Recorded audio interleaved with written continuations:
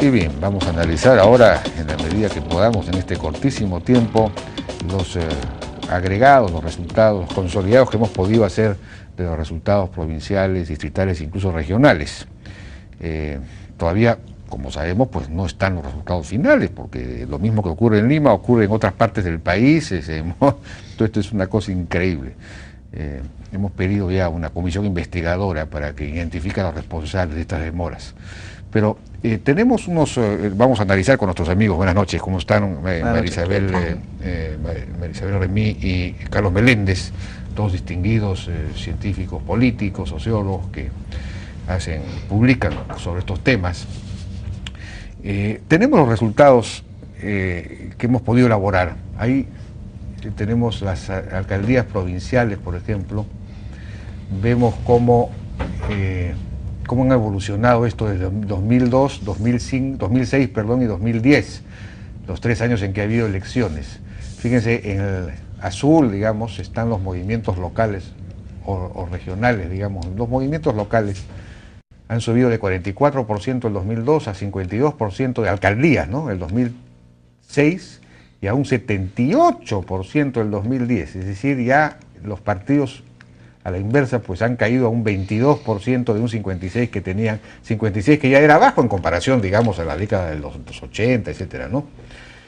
Y en resultados distritales ocurre algo parecido, aunque no tan dramático, pero en fin, pasan de 40% los movimientos locales, de 40% a 46% en 2006, y a 64% ya tienen mayoría absoluta de alcaldes de movimientos locales el año 2010.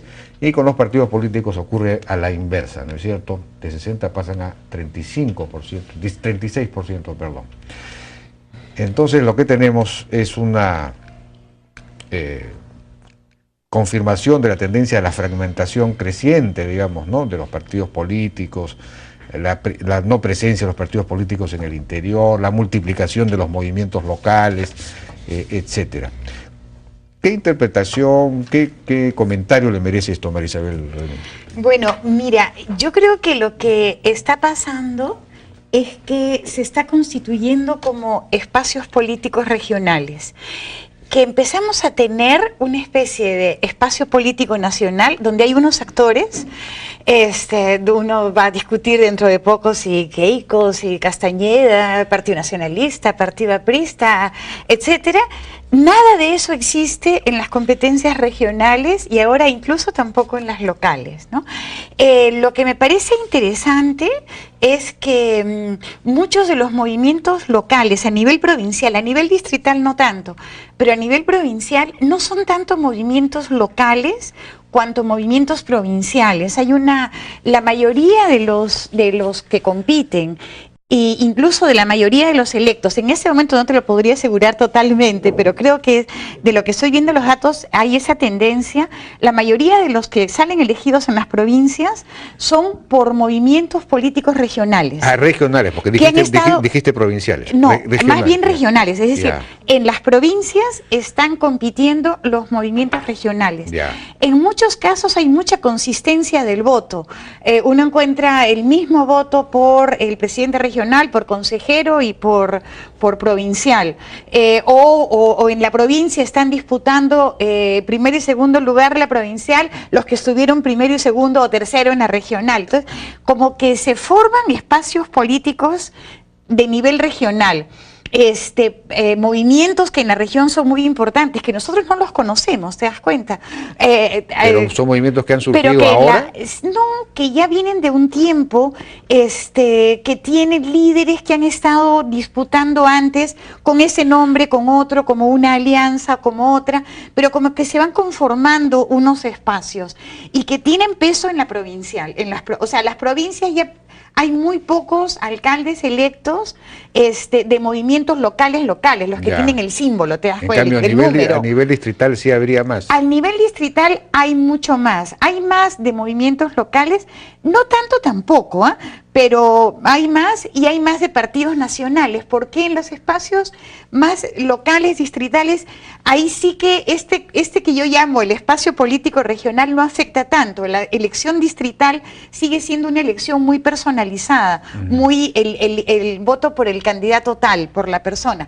El movimiento provincial, el voto provincial empieza a tender a un cierto alineamiento regional. Incluso tú ves en algunos lugares, por ejemplo, hay cierta organización territorial del voto, ¿no?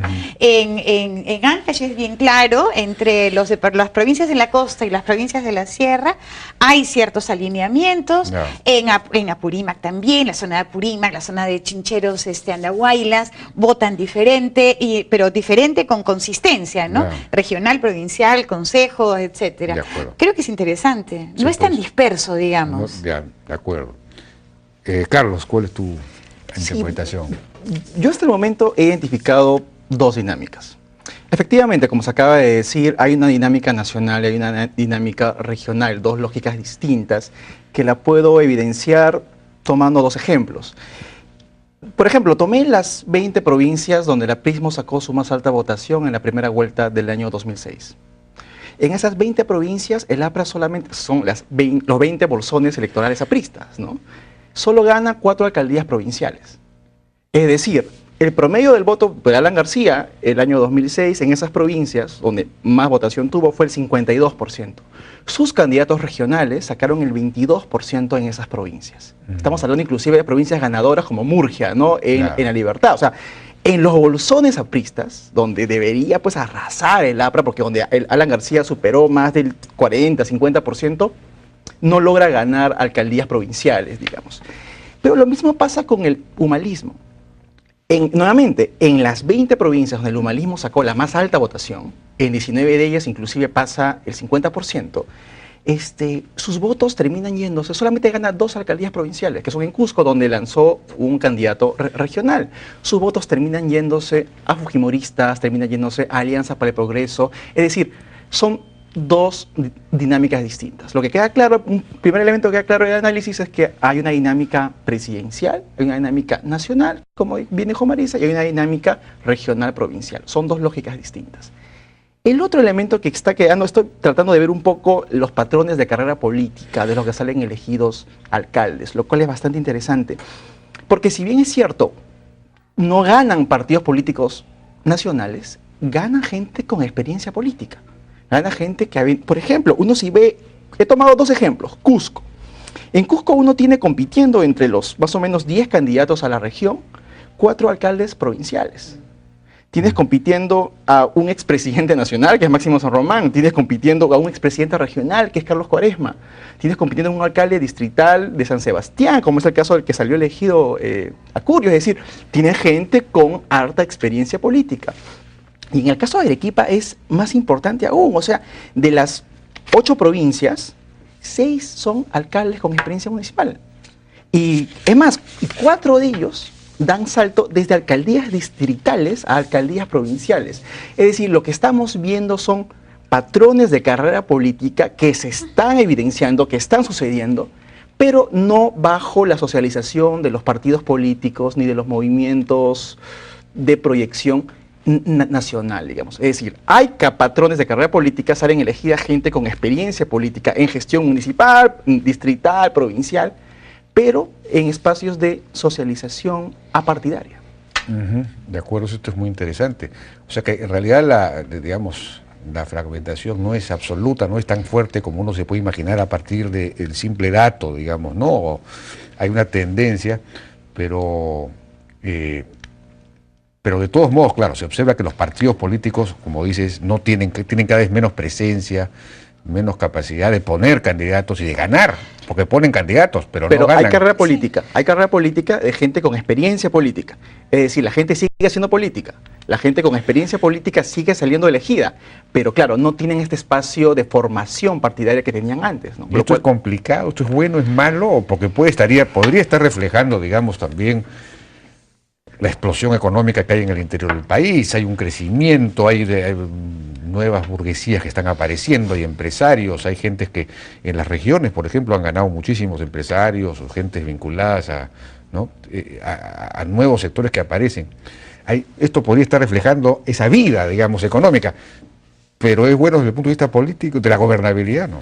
Yo creo que lo que, digamos, es un proceso bien interesante de reconstrucción política, porque lo que creo que está detrás es, bueno, puede ser esos elementos de crecimiento económico, nuevas burguesías, nuevos comportamientos de sectores populares también, nuevas formas de organización, pero lo que puede estar más bien detrás es lo que a mí me parece muy claro, que es el abandono de los partidos políticos, de lo que es el debate regional, de la regionalización, de todos los temas que a las personas que no están en Lima les parecen muy importantes.